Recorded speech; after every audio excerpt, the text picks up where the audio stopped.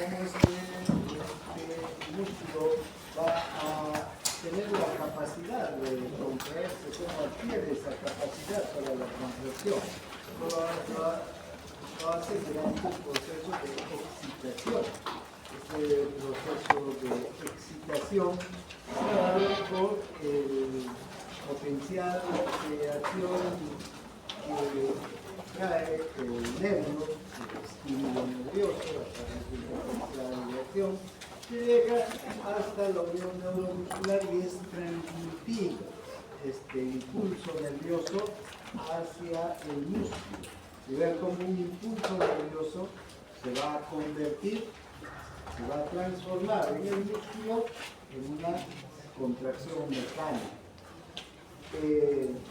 Estos mecanismos entonces son los que vamos a estudiar ahora.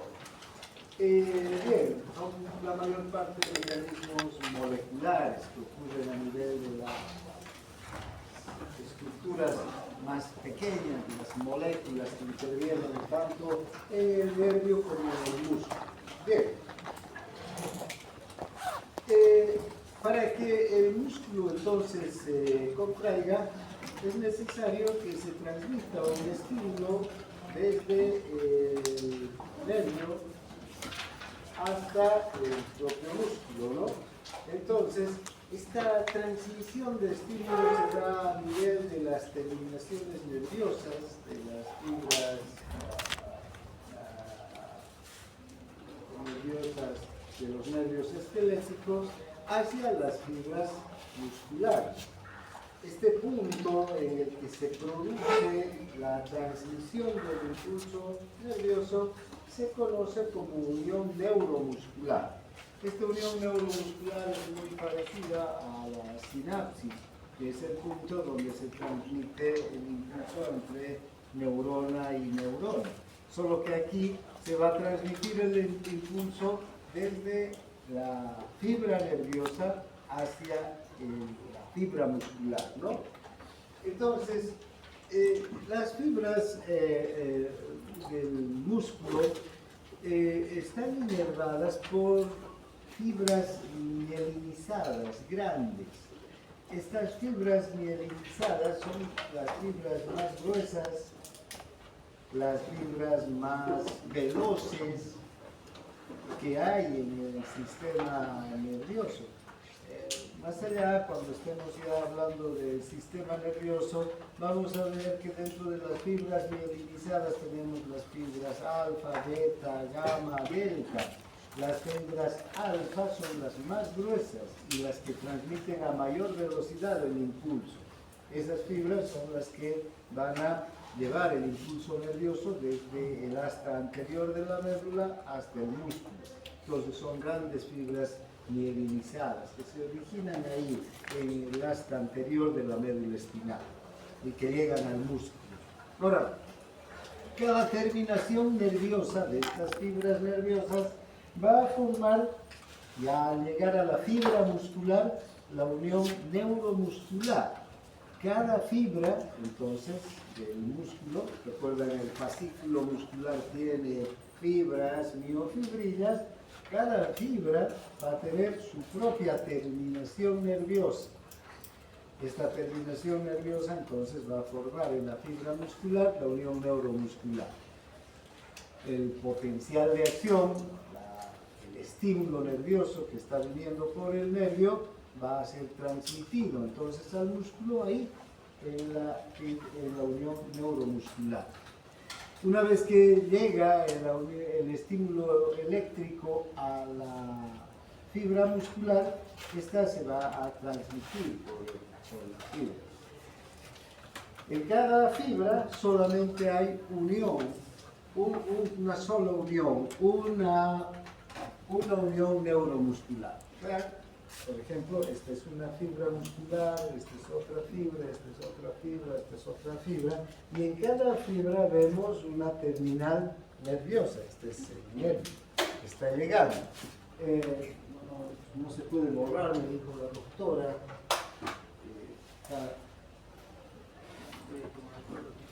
Con alcohol se debería hacer, ¿no? ¿Tienes alcohol? A ver si nos ayudas una bolita con el alcohol. Sí, y luego está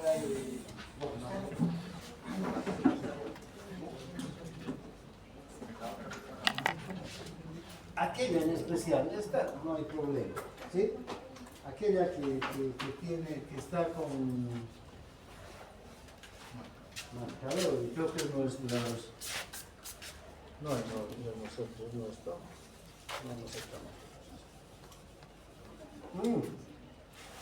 Está borrado. Ya estas pizarras deberían ser cambiadas, están viejitas. Son desde que no, cuando se construyó este módulo, las pizarras eran de cemento con tiza. Sí, en serio. Entonces nosotros teníamos tizas en vez de marcadores, ¿no? Con tiza dibujábamos, escribíamos, en fin. Bueno. Perfecto. Gracias. Y déjame nomás por el momento tu expendedor de alcohol aquí, porque yo voy a ir utilizando. Bien, entonces, vean, una fibra nerviosa, entonces, que sale del asta anterior de la médula, ¿no? Está compuesta por varias también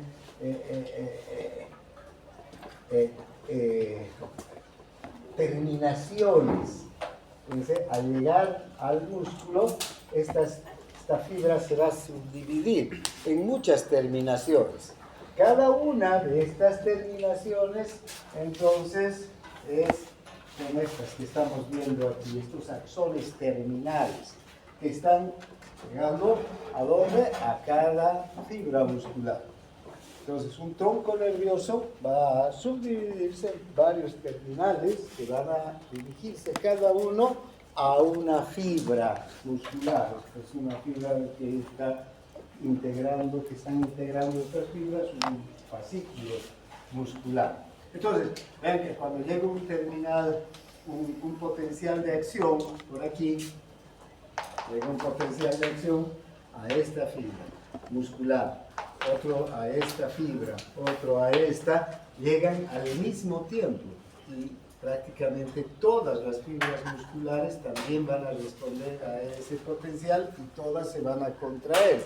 Pero cada fibra, aquí hay que tener en cuenta, se contrae independiente de las demás, porque a cada una le está llegando un estímulo nervioso.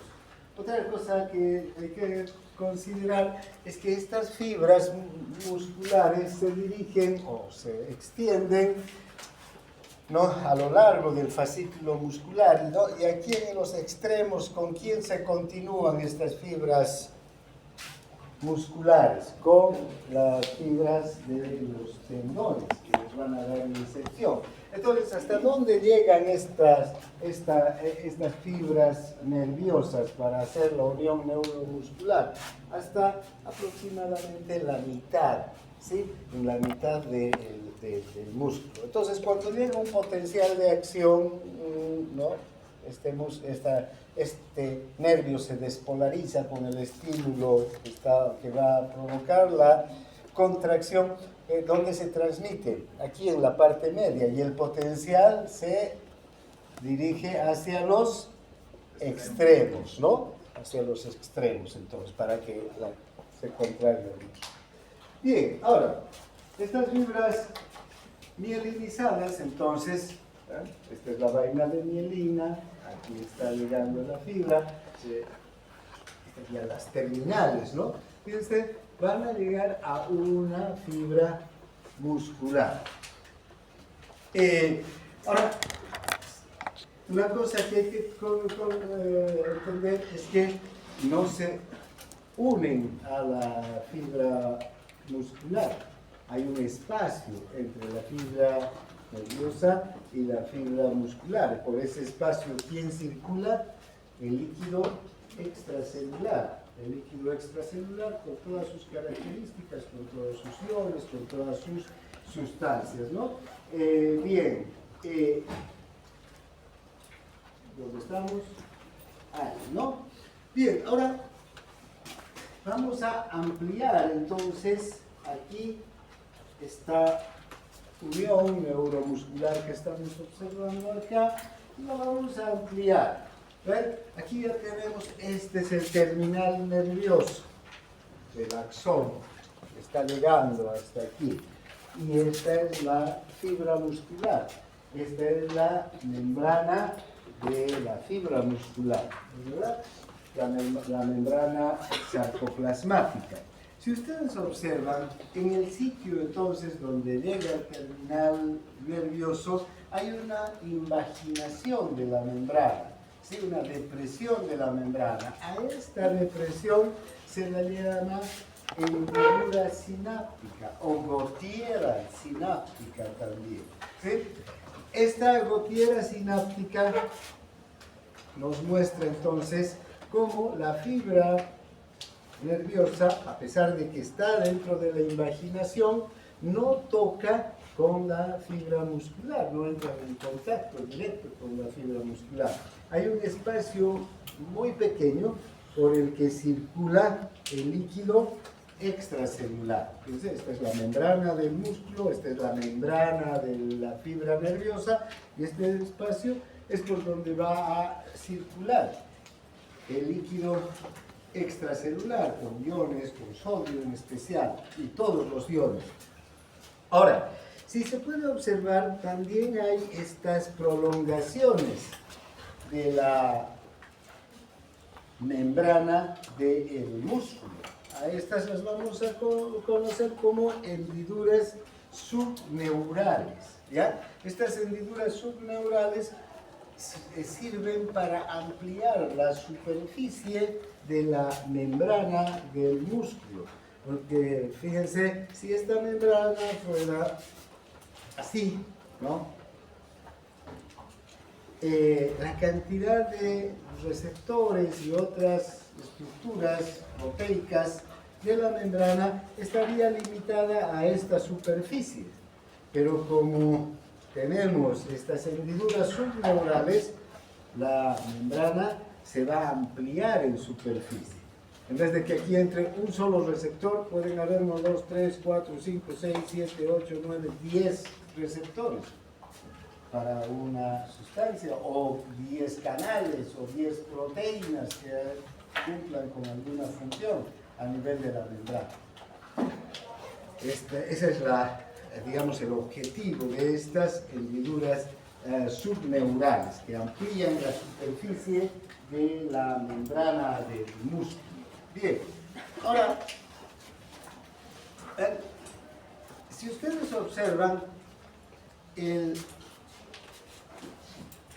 terminal nervioso, podemos observar que en el terminal nervioso están muchas mitocondrias, ¿no? Hay muchas mitocondrias. Esto le va a facilitar la obtención de energía al nervio, porque para transmitir el impulso va a necesitar mucha energía procedente del ATP, ¿no? Entonces, aquí estas mitocondrias producen ATPs. Además, si ustedes observan, aquí hay unos redonditos, estas son vesículas. Son vesículas que, así como las vesículas de Golgi, ¿no? Estas estructuras que contienen ciertas sustancias que van a intervenir en el funcionamiento de la célula. Estas vesículas están cargadas de un neurotransmisor. ¿Qué es un neurotransmisor? Es una sustancia química capaz de transmitir el impulso nervioso. Por eso se llama neurotransmisor. Estos neurotransmisores fueron identificados a mediados del siglo XX, ¿no? Sí, aproximadamente poco menos de 100 años. Antes se sabía que los nervios y las neuronas enviaban impulsos nerviosos, ¿no? Pero no se sabía cómo era el mecanismo de transmisión de ese impulso nervioso. Cómo un impulso que viene por un nervio puede pasar a un músculo. Había muchas, digamos, ideas, ¿no? se hablaba de un término muy vago, ¿verdad? El flujo nervioso. ¿Verdad? El flujo nervioso.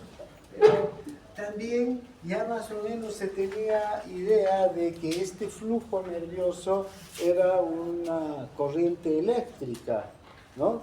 Que recorría a lo largo de los nervios en forma de potencial de acción.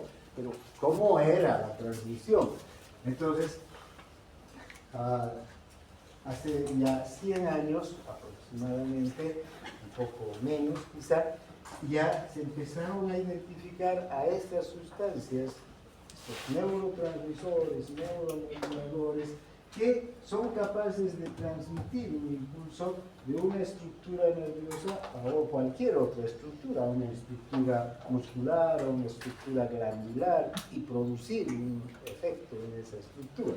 En este caso, esta sustancia neurotransmisora, la acetilcolina, tiene que ser liberada desde el terminal nervioso. ¿Hacia dónde? Hacia el espacio extracelular, así aquí a la hendidura sináptica donde hay líquido extracelular. Viajar por este líquido extracelular, la sustancia neurotransmisora que está cargada en estas vesículas va a ser liberada y va a llegar hasta la membrana del músculo.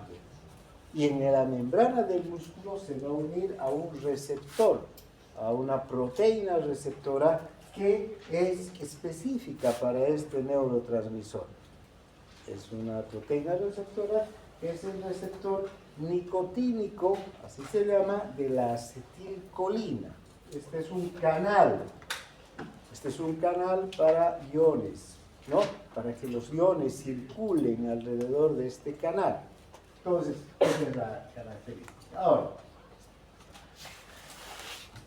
la acetilcolina es una sustancia muy simple, como vamos a ver con todos los neurotransmisores. Son moléculas muy pequeñas y muy simples en su, digamos, constitución. La acetilcolina, como su nombre lo indica, está compuesta por la unión de acetil-CoA más colina, ¿sí?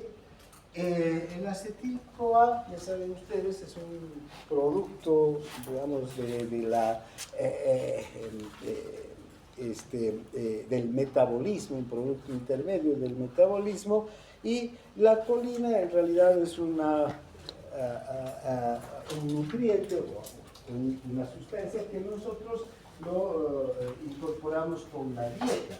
Estas dos sustancias, gracias a una enzima, la acetiltransferasa de colina, se unen y producen a la acetilcolina, ¿sí?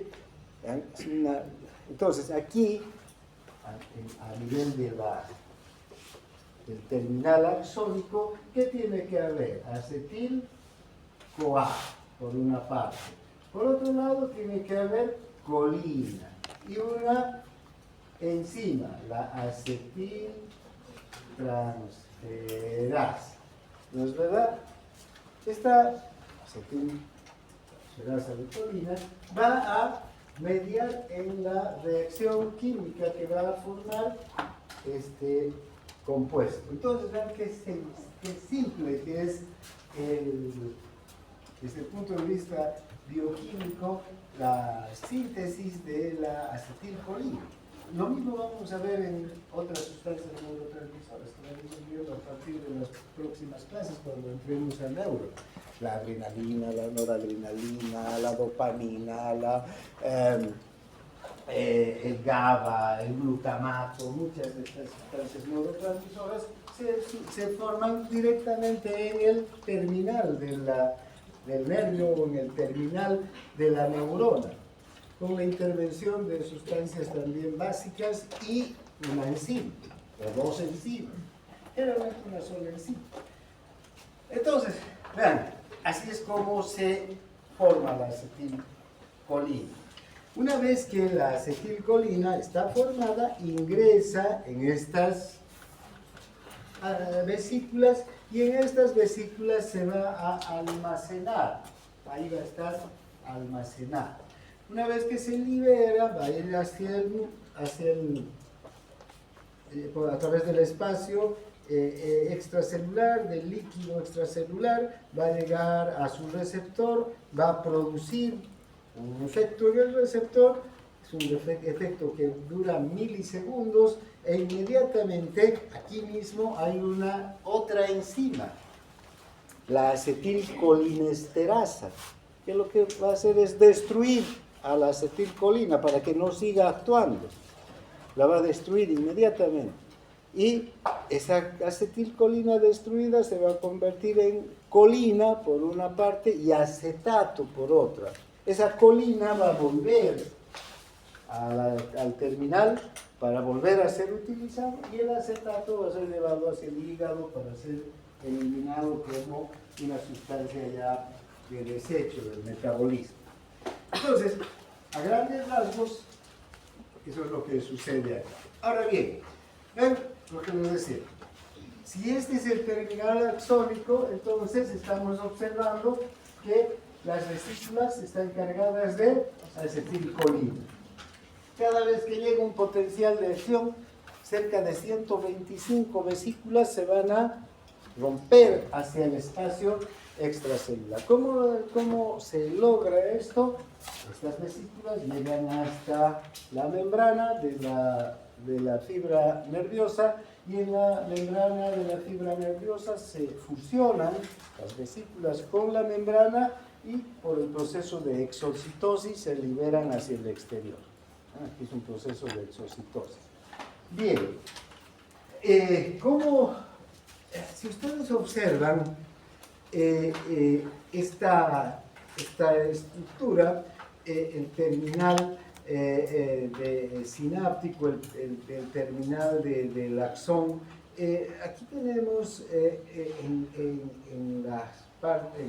digamos a nivel de la membrana celular, unas estructuras que van a ser como los cuerpos densos. Al lado de estos cuerpos densos hay otras proteínas que son los canales de calcio. ¿Ya? Los canales de calcio aquí juegan un papel muy importante, porque los canales de calcio son los que van a permitir que el calcio ingrese desde el líquido extracelular al líquido intracelular. Estos canales son canales que se activan por voltaje. ¿Ya? Entonces, si llega un potencial de acción hasta aquí, hasta el terminal sináptico, hasta el terminal de la fibra nerviosa, este terminal está lleno ¿de qué? De vesículas cargadas de acetilcolina.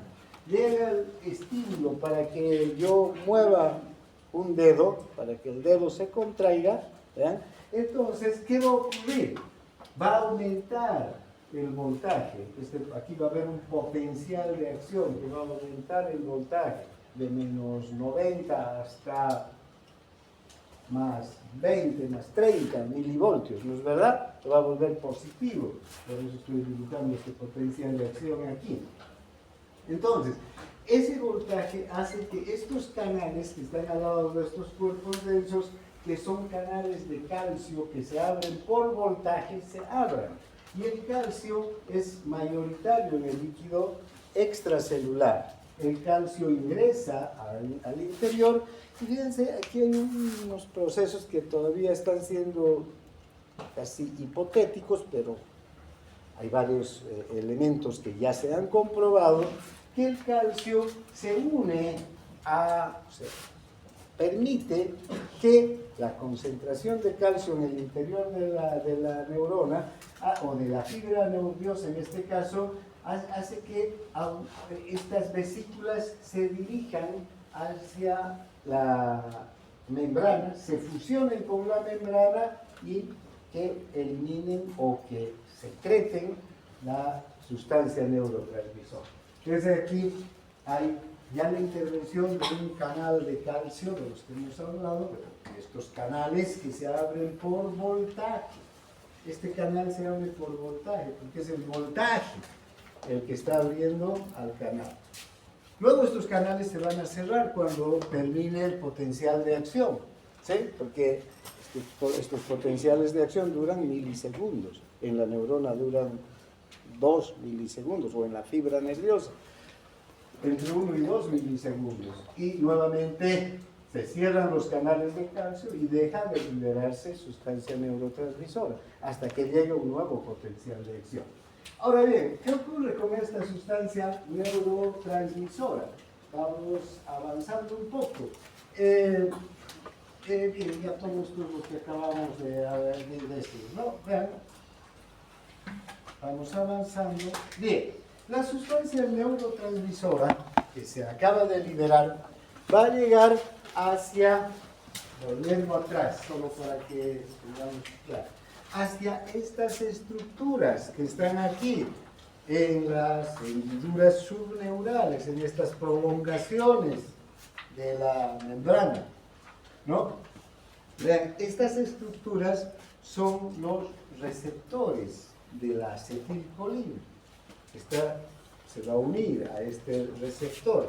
Y estas son proteínas. Estas son proteínas que son también canales. Al igual que estos de calcio, también estos son canales. Pero estos canales tienen la diferencia de los de calcio, que estos canales son para iones monovalentes. También puede pasar calcio, pero en especial pasa sodio, pasa potasio y algo de calcio, e incluso cloruro podría pasar. Sin embargo, el ion que ocupa este canal en gran cantidad y que, digamos, es el que atraviesa el canal más de manera prioritaria, es el sodio, porque el sodio tiene una carga positiva, ¿verdad? Este sodio, y en el interior de las células la carga es negativa, entonces el sodio es atraído más que el potasio. Además, enseguida vamos a ver que estos canales de calcio o de sodio o monovalentes tienen unas cargas negativas en sus paredes, ¿sí? Entonces el sodio va a ser atraído hacia el canal, ¿sí? El potasio que está aquí adentro, en cambio, es más atraído por la electronegatividad de la célula, entonces le cuesta más salir que entrar al sodio. O al cloro que está afuera y que es negativo, las cargas eléctricas lo van a repeler. Entonces, vean, todos esos motivos hacen que estos canales sean prácticamente prioritarios para el uso del sodio. El sodio es entonces el que va a entrar de forma intensa y abundante. Veamos entonces de cerca a esta proteína, que es un canal. Esta es una proteína, es un canal que se abre, ¿por qué? ¿Por voltaje o por qué? ¿Cuál es la otra alternativa? Ligando. Esa es la diferencia entonces entre este canal y el canal de calcio. El canal de calcio de la neurona, ¿por qué se abría? Por voltaje. En cambio, este se está abriendo por ligando. ¿Cuál es el ligando? La acetilcolina. Fíjense, aquí el canal está cerrado.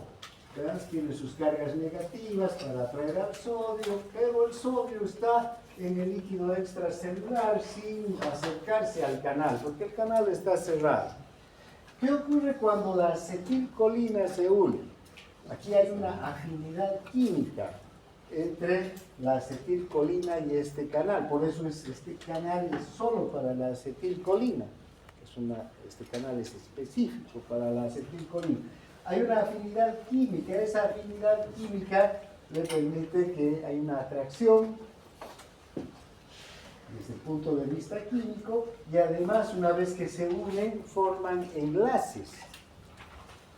Entonces, entre la acetilcolina y el canal vienen a formar una sola unidad ya, porque han formado enlaces químicos, ¿no es verdad? Una sola unidad. Ahora, esa nueva estructura, digamos, hace que toda esta cambie de configuración. Y en este caso, ¿qué es lo que ocurre? Se abre el canal. Este canal tiene aminoácidos dispuestos en cadenas de aminoácidos alfa, beta, gamma, delta, que van a permitir que una estructura circular entonces ocupe el centro y por ahí circulen los iones. ¿Sí? Entonces, si no está unida la acetilcolina, todos estos mecanismos bioquímicos no se van a dar y el canal va a estar cerrado, la estructura proteica va a estar cerrada. Si se une la acetilcolina, va a desencadenar entonces una serie de reacciones bioquímicas que va a permitir que esta estructura circular que está en el medio del canal se abra y pasen los iones por difusión, ¿no? Vean aquí, ya vamos a ver que el sodio ingresa por difusión directamente al interior de la célula muscular. Ahora, ¿qué hace el sodio cuando está dentro de la célula? Este sodio, vean, el diámetro del canal es de 0,65 nanómetros, solo puede pasar estos iones, sodio, potasio, calcio, iones monovalentes y bivalentes. El cloruro casi no va a atravesar, podría por el tamaño, pero por las cargas eléctricas no va a pasar. Pero el potasio también tiene una limitante. Es como si nosotros estuviéramos aquí sentados todos, la mitad del curso estaría ocupado por estudiantes y todos tienen un cinturón que les amarra al banco. Si se liberan del cinturón pueden salir, ¿no es verdad? Cuando se abre la puerta. Pero afuera hay más estudiantes que no tienen ese cinturón y que quieren entrar. Si se abre la puerta, ¿quiénes van a circular a través de la puerta? Los que están afuera, que están libres, digamos, ¿no? Entran con facilidad. Ustedes, aunque pudieran salir, pero primero tienen que liberarse del cinturón y salir. Más o menos ese cinturón son las cargas eléctricas que se oponen a que el potasio, que al potasio lo atraen, ¿no? Y lo limitan en la salida, en este caso. No sé si la comparación vale, ¿no? Entonces, ya está el sodio adentro. Vamos a hacer ya de cuenta que el sodio está adentro. Vamos avanzando. ¿Qué detalles más? Incluyen más sodios, en fin. Una vez que el sodio ingresa, entonces, si esta es la fibra muscular, ingresa el sodio por el canal, el sodio es positivo, esta célula, antes de que se abra el canal, tiene un potencial de membrana en reposo, ¿no? Como toda célula. En este caso, fíjense, es de menos 80 a menos 90 milivoltios. Pero ¿qué sucede cuando entra el sodio? Inmediatamente este potencial de membrana en reposo empieza a cambiar, ¿sí? Empieza a subir el voltaje. Cuantos más canales de sodio se abran, más alto va a ser el voltaje. El voltaje se va a volver francamente positivo, más 20, más 30 milivoltios. Se va a positivizar. Incluso puede llegar hasta más, hasta 165 milivoltios. El voltaje aquí adentro. Entonces, esta célula se va a despolarizar. Exactamente lo mismo que la neurona anterior que se despolariza, ¿no? A ver, vamos viendo para lo que acabamos de decir. Bueno, ahora, una vez que la membrana o la célula se va a despolarizar, entonces va con esta nueva carga eléctrica, lo que va a hacer es que las cisternas, los retículos endoplásmicos que están en el interior, liberen calcio, ¿sí? Ahora, hemos dicho que el retículo endoplasmático o retículo sarcoplasmático está lleno de calcio, ¿no? Por eso son tan grandes, cisternas en realidad son, que están alrededor de los túbulos T. Enseguida vamos a ver esta estructura, los túbulos T o túbulos transversos. Estas estructuras están llenas de calcio. Este calcio es esencial para la contracción. Sin calcio no hay contracción muscular. Entonces tiene que salir el calcio desde ahí. De otro lugar que podría venir el calcio es del líquido extracelular, pero no hay canales de calcio hacia el líquido extracelular en este músculo. En otros músculos vamos a ver que el calcio proviene del líquido extracelular y no del retículo. Aquí es el calcio que viene desde el retículo o del retículo sarcoplasmático. Esto, para que salga el calcio, que está altamente concentrado aquí, ¿qué tiene que haber? Un medio de transporte. Ese medio de transporte es un canal, el canal de calcio, canal de rianodina también se llama, ¿sí? Ahora ven, este canal de calcio se va a abrir siempre y cuando el voltaje aumente. Si el voltaje no aumenta, no se despolariza, no entra el sodio, el canal de calcio no se abre. Entonces, para que se abra este canal de calcio, es esencial la transmisión del impulso nervioso y que ese impulso nervioso logre despolarizar al músculo esquelético. Una vez que se ha despolarizado el músculo esquelético, este canal se va a abrir y el calcio va a salir y va a ir hacia el complejo troponina-tropomiosina, como ya hemos visto en la anterior clase, se une a la troponina, luego las 3 subunidades de la troponina reaccionan, la subunidad A, que es la que está sobre la actina, y la subunidad T, que está sobre la tropomiosina, hacen que se recorra la tropomiosina y exponga a quienes, a los puntos activos. Una vez que están expuestos los puntos activos en la actina, la cabeza de miosina se va a unir, se va a fosforilar y se va a producir la contracción. Entonces, si no hay calcio, no hay contracción. Entonces el calcio tiene que salir, pero este calcio sale gracias al potencial de acción. Entonces ese es el mecanismo de excitación, acoplamiento que se tiene que dar en el interior del músculo esquelético, ¿no? Ahora, una vez que se da la contracción, vean, yo estoy con mi mano abierta, extendida, los dedos extendidos se han contraído y termina la contracción y ha vuelto a relajarse el músculo. ¿Qué sucede con la acetilcolina? Porque si la acetilcolina es la que está permitiendo la entrada del el sodio al interior y el sodio está abriendo los canales, entonces mantendríamos la contracción, seguirían los estímulos, ¿no?, que están llegando.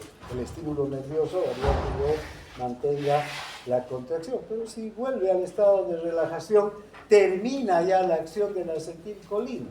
¿Y cómo termina la acción de la acetilcolina? Entonces, ¿dónde está? No se siente fijado por acá, pero si tenemos aquí el receptor de la acetilcolina, que es un canal que está abierto gracias a la presencia de la acetilcolina, aquí mismo, en el tejido conjuntivo de la membrana, va a haber una enzima, que es la acetilcolinesterasa. Esta enzima, la acetilcolinesterasa, se va a unir entonces a la acetilcolina y la va a destruir. y acabó la acción de la acetilcolina, porque ya no es más acetilcolina. Van a ser dos sustancias, el acetato y la colina, que no sirven. Ahora, no toda la acetilcolina que se libera también va a llegar hacia los receptores. Mucha de esa acetilcolina va a difundirse hacia lejos, se va a ir lejos de los receptores por el líquido extracelular, y hay otra enzima, la pseudocolinesterasa, que se encarga de destruir a esa acetilcolina. En realidad, vean, hay que tener, el organismo la mantiene muy controlada la acetilcolina, porque la acetilcolina no solamente interviene aquí, la acetilcolina interviene en muchísimas, digamos, transmisiones de impulso nervioso. De hecho, el parasimpático, vean, transmite sus impulsos nerviosos a través de la acetilcolina a todas las vísceras, no solamente entonces el músculo esquelético, sino el músculo liso también es estimulado por la acetilcolina. Pero esa acetilcolina del músculo liso no viene de las terminaciones de los nervios raquídeos, sino viene de las terminaciones del vago o del parasimpático sacro, que cumplen con esta función. Bien, entonces la acetilcolina va a ser destruida por esta enzima, esta de aquí, acetilcolinesterasa, la que va a destruir, ¿no? Entonces, ¿cuánto tiempo dura una contracción entonces? 5 o 6 milisegundos puede durar la contracción, ¿sí? Este proceso tan rápido, ¿no? Estamos hablando de milisegundos, no de segundos, sino si se mantiene la contracción, nuevos potenciales de acción están llegando. ¿Para qué? Para hacer que se libere más acetilcolina y siga la contracción intensa. Incluso tenemos solo 125 vesículas de acetilcolina se liberan con cada potencial de acción. Entonces, los potenciales de acción seguidos van a hacer que se vayan liberando grandes cantidades de acetilcolina y destruyendo, pues, por exocitosis las vesículas cargadas. Entonces, el músculo o estos nervios tienen que tener una reserva grande de acetilcolina, de vesículas cargadas de acetilcolina.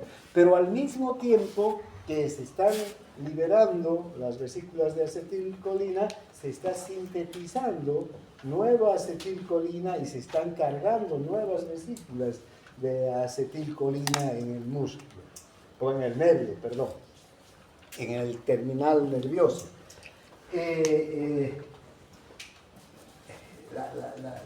¿Recuerdan? La vesícula, para liberarse, tiene que fusionarse con la membrana y por exocitosis va a enviar la acetilcolina al espacio extracelular. Hay unas proteínas, clatrinas en la membrana que ayudan a que nuevamente se formen nuevas vesículas y a esas nuevas vesículas se recarguen con acetilcolina que se está formando a partir de la acetil-CoA, la colina, y gracias a la acetiltransferasa de colina, ¿no? Que es otra enzima. Son dos enzimas entonces. Una es la que ayuda a que se forme la acetilcolina, que se llama la vesícula esta acetiltransferasa de colina. Y otra es la que ayuda a que se destruya la acetilcolina. Dos acciones diferentes. Las dos actúan, ¿no?, de manera coordinada. Unas formando colina o acetilcolina y otras destruyendo a la acetilcolina. Este mismo mecanismo lo vamos a ver en todos los neurotransmisores. ¿Sí? El doctor dijo que la acetilcolinesterasa, bueno, compone el acetilacetato y colina. Y colina. Pero entonces, ¿qué hace la pseudocolinesterasa? Lo mismo. Exactamente lo mismo. Pero la pseudocolinesterasa lo va a hacer no en el espacio sináptico, sino fuera. Esa acetilcolina que escapa del espacio sináptico. Si quieres, cuando se libera la acetilcolina, aquí, fíjate, esta acetilcolina que se libera y llega y se une con los receptores, ¿quién le va a destruir a esta acetilcolina? La acetilcolinesterasa. Hay una acetilcolina que se va a ir por allá, no se va a unir a los receptores, también tiene que ser destruida, porque está activa y puede ir a activar otras estructuras que no queremos que se activen, porque este potencial de acción era para que se contraiga el músculo esquelético, pero podría difundir hacia otros lugares, donde hay otras estructuras que son sensibles también a la acetilcolina, que van a ser controladas por sus propios impulsos nerviosos. Entonces ahí la acetilcolina destruye a la acetilcolina. ¿Está bien? Bien, entonces seguimos avanzando. ¿Dónde estamos? Por aquí, por aquí, por aquí, por aquí. Bueno. Ahora veamos el potencial de acción del músculo esquelético. Ya lo conocemos un poco este potencial de acción, ¿recuerdan? Lo hemos visto pasada entre los ejemplos de los potenciales de acción. Es el típico potencial de acción que tiene las dos fases, o las tres fases, diríamos. El potencial de membrana en reposo, que va de menos 85 a menos 90 milivoltios. La despolarización, ¿no?, que puede alcanzar hasta más 65 milivoltios, y luego la repolarización, que vuelve el potencial de membrana en reposo, de menos 85 y menos 90 milivoltios. Si ustedes pueden observar, aquí tenemos este potencial, este otro potencial y el potencial de acción, ¿no? Estos son potenciales fallidos. ¿Por qué esos potenciales sabemos que son fallidos? Porque no han llegado ¿a quién? Al umbral. Fíjense, estos no han llegado. Aunque ha habido el estímulo, la liberación de acetilcolina ha sido tan pobre, tan pequeña la unión de los receptores con la acetilcolina que se ha liberado, que apenas ha cambiado la carga eléctrica dentro de la célula, pero no ha llegado al umbral de despolarización, ¿no? Entonces, necesariamente para que se produzca la despolarización, tiene que llegar a este umbral menos 40 de despolarización. Sabemos ya que cuando llega al umbral, ¿qué ocurre? Ahí empieza el círculo vicioso, ¿no?, de la despolarización. ¿Qué significa esto? Que se abren más canales de sodio, y si abren más canales de sodio aumenta el voltaje, y si aumenta el voltaje se abren más canales de sodio, hasta que llega al punto máximo, ¿no? Y aquí ya el voltaje mismo va a cerrar los canales de sodio y va a abrir a los de potasio, para que salga el potasio y se repolarice. ¿Está claro? Entonces ahí tienen ese ejemplo de potenciales de acción fallidos. Estos, por ejemplo, hay un medicamento que en realidad es una sustancia natural que utilizaban los habitantes amazónicos, digamos, los pueblos originarios de la Amazonía, para cazar. En sus flechas se les untaba una sustancia que es el curare, ¿sí?, en la punta de la flecha, y cazaban con esto. La flecha podía no herir o llegar a un lugar mortal a un animal, bastaba que hagan una pequeña herida. Este curare empezaba a circular en la sangre. ¿Y qué hace el curare? Interfiere con la acetilcolina, evita que la acetilcolina cumpla con su función. Entonces vean, los potenciales de acción entonces aquí son muy bajos, ¿no? Entonces no va a despolarizarse la célula y no se va a contraer. Entonces, ¿qué pasa con el animal? Ya no se puede mover. Entonces el cazador lo único que tenía era que hacer seguir un poco al animal hasta que ya no tenía más movimiento. De hecho, este curare ya lo usamos como la curarina, se llama ya desde el punto de vista químico, farmacológico y se lo usa como un bloqueante neuromuscular. Los anestesiólogos para operaciones, por ejemplo, utilizan curare para bloquear la unión neuromuscular, ¿no? La curarina. Bien. Entonces aquí se puede observar todo el proceso. Las vesículas con acetilcolina, la colina más acetil-CoA y la acetiltransferasa de colina forman las vesículas. Llega el potencial de acción, se liberan estas vesículas, ¿no es verdad? Y con la entrada de calcio, estos canales de calcio, vean, el calcio ingresa, gracias a que llega el potencial de acción, se liberan las vesículas, la acetilcolina llega al receptor, atraviesa el sodio, se despolariza el músculo y ¿quién va a destruir? La acetilcolinesterasa, la destruye en acetato, el acetato no nos sirve, y la colina, que sí nos sirve, va a volver para volver a ser utilizada. Bien, ahora también la toxina botulínica, el botulismo, ¿conocen esa, no, enfermedad? De las bacterias que producen botulismo, en bacteriología, ¿qué es lo que produce el botulismo? También parálisis. ¿Por qué? Porque interfiere con la unión neuromuscular. Ahora, esta unión neuromuscular puede en algún momento fatigarse, ¿sí? Y se va a producir la fatiga de la unión neuromuscular. Recuerdan, ya hemos visto en la anterior clase un concepto de fatiga también, de la fatiga muscular.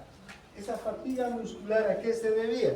A que se puede acabar la reserva de glucógeno del músculo por una contracción sostenida.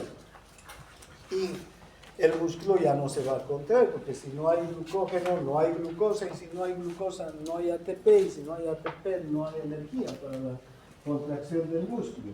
En este caso, la fatiga de la unión neuromuscular también puede llegar a que el músculo no se contraiga, pero es otra la causa, porque no se está fatigando el músculo, sino se está fatigando la unión neuromuscular. Entonces, ¿dónde estamos?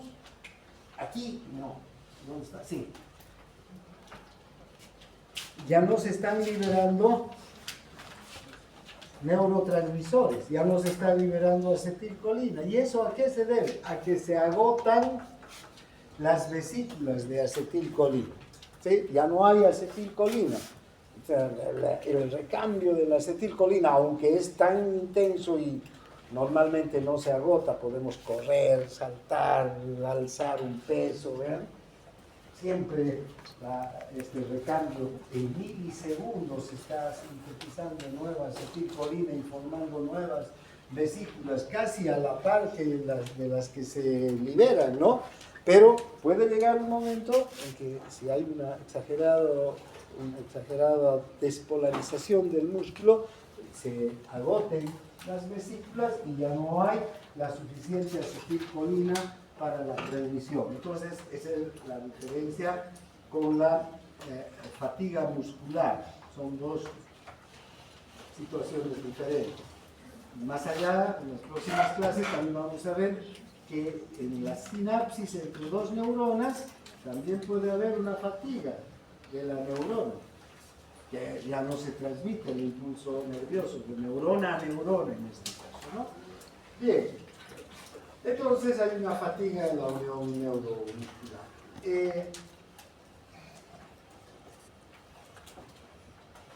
Bueno, ¿cuál es la biología molecular en la formación y liberación de la acetilcolina? Solo ya para hacer un repaso, ¿no? Vean, se van a formar vesículas de 40 nanómetros de acetilcolina en el aparato de Golgi, ¿sí?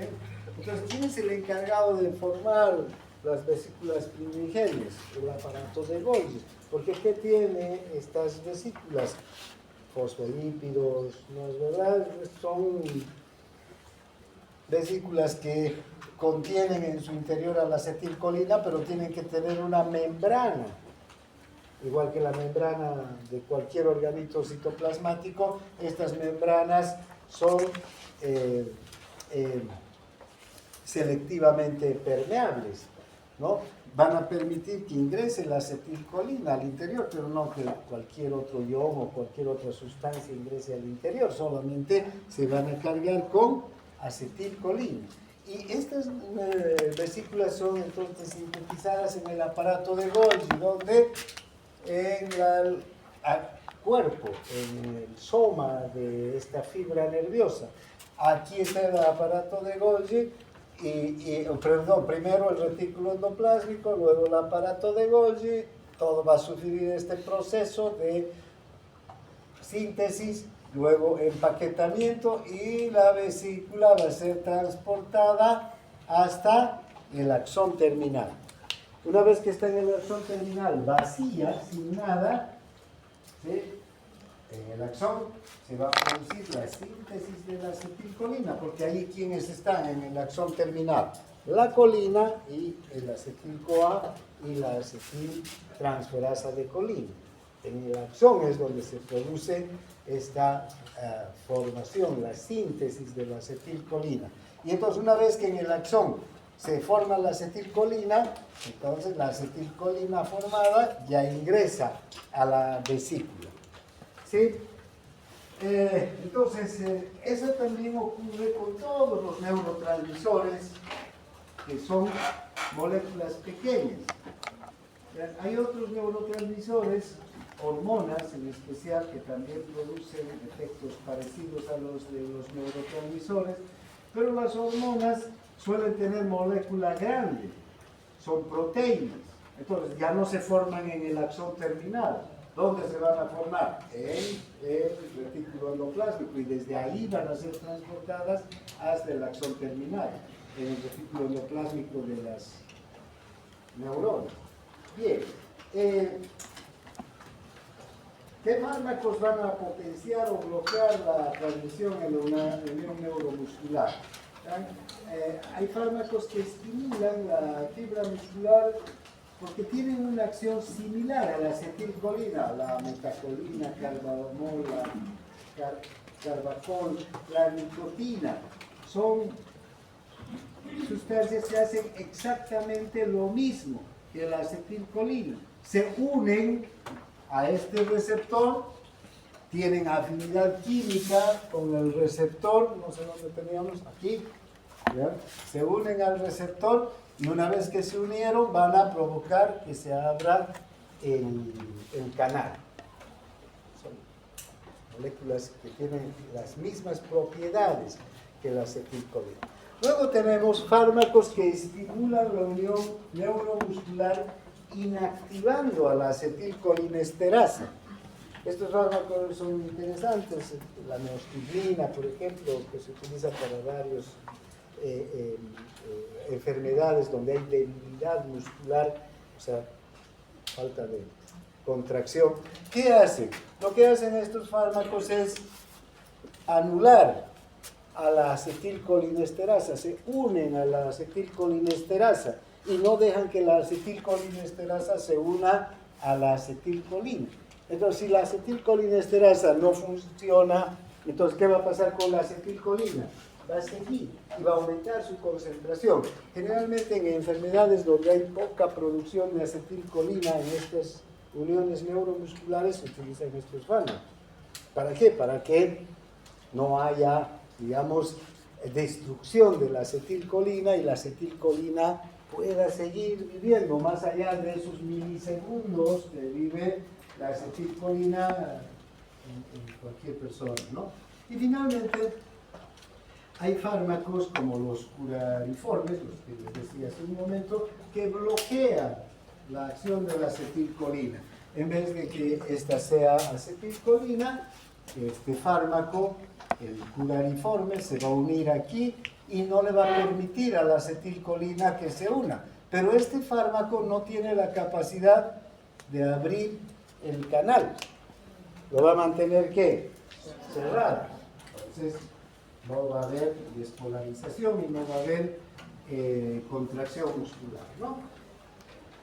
Bien, una enfermedad, la miastenia gravis, por ejemplo, se puede tratar con neostigmina, fisostigmina, que son estos fármacos que bloquean, inhiben la acción de la acetilcolinesterasa. Ahora bien, para repasar el potencial de acción del músculo esquelético, ¿no? Va desde menos 80 a menos 90 milivoltios, este potencial de acción, vean, en el músculo se va a producir o va a durar entre 1 a 5 milisegundos, es un poco más largo que en la neurona. La neurona es 1, 2, 3 milisegundos máximo, las fibras nerviosas también, o sea, son más rápidos en transmitir. O sea, las fibras nerviosas transmiten más rápidamente el impulso nervioso, pero dura menos también el potencial de acción en la fibra nerviosa. En el músculo, el potencial es un poquito más largo, pero ¿cuánto más largo? Vean, milisegundos, ¿no? Y también lo que van a provocar estos potenciales cortos es que se transmita a gran velocidad el estímulo. El estímulo aquí se transmite a 3.5 metros sobre segundo, ¿eh? Una velocidad tremenda, ¿no?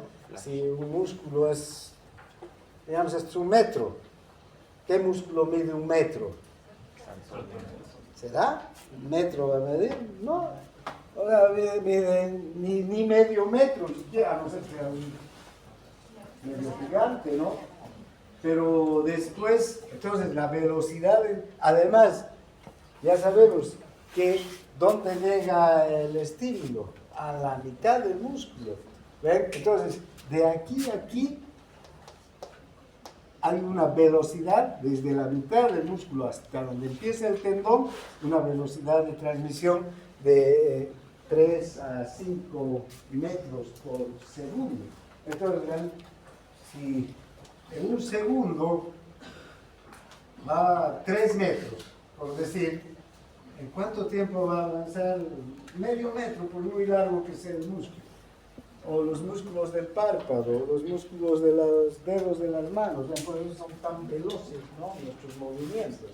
Y de todos los músculos podemos hacer un movimiento inmediato, casi, ¿no? A partir del estímulo. Y dura de 1 a 5 milisegundos. Bueno, ahora vean cómo se propaga el potencial de acción por el músculo. Hemos hablado de los túbulos T, ¿no? ¿Qué son los túbulos T? No son nada más que invaginaciones, prolongaciones de líquido extracelular, en realidad, que ingresan al interior del músculo por entre las fibras musculares. Entonces, estos túbulos T, este es un túbulo T, ¿vean? Este es el líquido extracelular, ¿cargado de qué? De sodio, ¿no? Este es el túbulo T que ingresa en el interior. Es una prolongación. ¿Qué hay aquí? ¿Líquido intracelular o extracelular? Líquido extracelular. ¿Qué hay? Sodio. Si se abre un canal de sodio aquí, entonces el sodio va a ingresar rápidamente, ¿no es verdad? Después de una despolarización se va a abrir. Y fíjense sobre quiénes están estos túbulos. Estas estructuras amarillas. ¿Qué son estas estructuras amarillas? El retículo sarcoplásmico. ¿Y qué hay aquí? Calcio. Si se despolariza el retículo sarcoplásmico, ya sabemos que ¿qué va a ocurrir? Se va a abrir el canal de calcio y el calcio va a salir, ¿para qué? Para que se una la troponina con se una a la troponina y se produzca todo, ¿no? el proceso para que la actina y la miosina se contraigan. Entonces, ven, estos túbulos T propagan rápidamente el impulso nervioso hacia el interior del músculo. Y además, ¿con qué objetivo? De que estos retículos puedan cambiar rápidamente su voltaje en el interior y se abran los canales de calcio, ¿no? Bien, siempre están muy relacionados con el retículo sarcoplasmático. Bien. Ahora, ¿qué ocurre cuando los iones calcio terminan su acción y termina la contracción? Porque si está unido el calcio a la troponina, los puntos activos van a estar despejados. Y si los puntos activos están despejados, la cabeza de miosina va a estar unida a estos puntos activos y además fosforilada. Fosforilada quiere decir que está unida al fósforo de alta energía y se está contrayendo. Pero cuando termina la contracción, ¿ven? Esta cabeza de miosina se tiene que liberar de la actina y todo volver a donde había empezado. ¿Cuándo termina la contracción? Cuando termina el potencial de acción. ¿Y cuándo termina el potencial de acción? Cuando ya no entra el sodio, ya termina la despolarización, ¿no es verdad? Y también se cierran los canales de calcio. El calcio se libera en ese momento de la troponina, ¿sí? Y si ya no hay calcio en la troponina, todo terminó, ¿sí? Para la contracción. ¿Y qué hace el calcio cuando está en el líquido extracelular? El calcio no puede estar en el líquido extracelular. La concentración de calcio en el líquido extracelular es baja. Generalmente en el líquido extracelular la concentración de calcio es 0,0001 miliequivalente por litro. Vean qué poquito calcio que hay. Entonces, tiene que salir el calcio del líquido intracelular. Ahora, ¿hacia dónde tiene que ir el calcio? ¿Hacia afuera? No. Tiene que volver ¿a dónde? Al retículo sarcoplasmático. Y fíjense, aquí el retículo sarcoplasmático, este calcio, que va a volver al retículo para que en la próxima contracción otra vez sea liberado por los canales, va a volver. Pero aquí hay una alta concentración de calcio y en el líquido intracelular baja concentración de calcio. Entonces tiene que volver por un mecanismo de transporte activo. Entonces ese mecanismo de transporte activo es una ATPasa de calcio. Entonces en la membrana del retículo sarcoplasmático está la ATPasa de calcio. Entonces esta ATPasa de calcio, ¿qué hace? Lleva el calcio de un lugar de baja concentración a uno de alta concentración, en contra de una gradiente, ¿no? Estamos aplicando ya esos conceptos que vimos en la primera clase a entender cómo funciona nuestro organismo, ¿no? En este caso, el músculo esquelético. Creo que con eso hemos acabado la contracción del músculo esquelético.